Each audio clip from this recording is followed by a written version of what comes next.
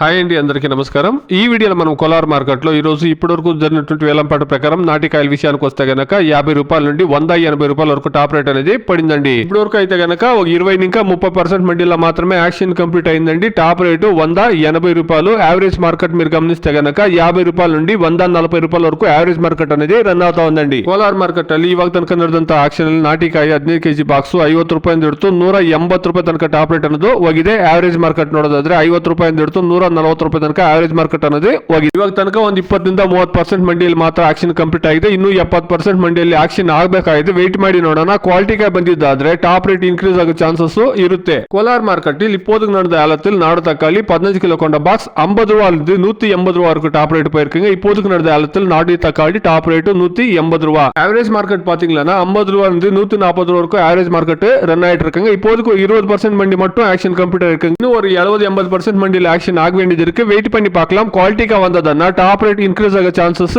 இருக்குங்க. Today as of now 15 kilo boxes desi tomatoes in Kolar market 50 rupees to 180 rupees top on top as of now.